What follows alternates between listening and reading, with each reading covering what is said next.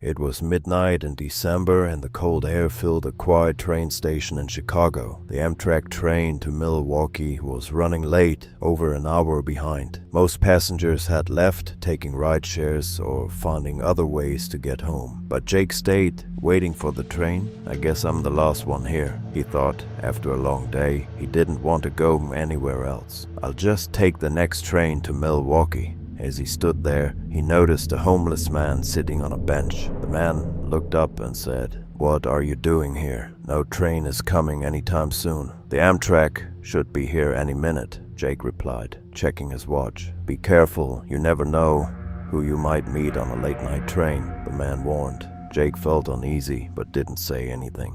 Just then, the train's horn sounded and the lights lit up the platform. Jake hurried onto the train, the last passenger to board. He found a seat by the window and tried to relax. As the train started moving, he closed his eyes, enjoying the cool breeze. Suddenly, he felt someone next to him. He opened his eyes and saw the compartment was empty. Confused, he looked around. "This is strange," he thought. "This train is usually full." Then he noticed a man sitting at the far end of the compartment. The man smiled at Jake, but there was something off about him. "Why is it so empty?" Jake asked. "Because you're the only one who's supposed to be here," the man replied in a low voice. "What do you mean?" Jake asked, feeling scared. "Look outside," the man said. Jake looked out the window, but saw only darkness. No stations, no lights. "You're on the wrong train." Jake's heart raced. "That can't be true. I got on the right train. Did you notice? You're the only one in this compartment. This train doesn't stop for anyone," the man said, his smile fading. Jake stood up, panic rising. He rushed to the door, but it wouldn't open. "What's happening?" he shouted.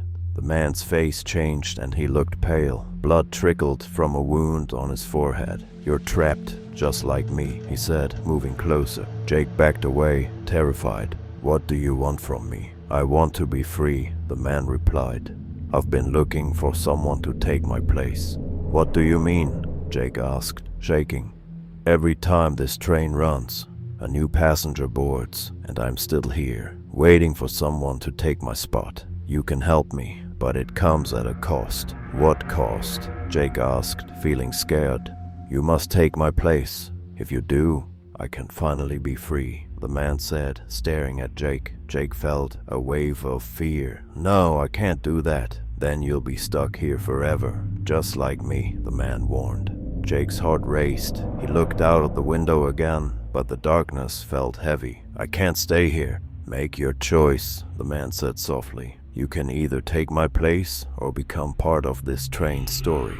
Jake felt the weight of the decision. He took a deep breath. "Okay, I'll do it," he finally said. As soon as he said this, the train suddenly stopped. A cold wind blew through the compartment, and the man smiled, starting to fade away. "Thank you, you've set me free." Jake stood frozen as the man disappeared, leaving him alone. The doors opened, but he knew he could never leave. The train started moving again, and Jake realized he was now the new passenger on a train with no end.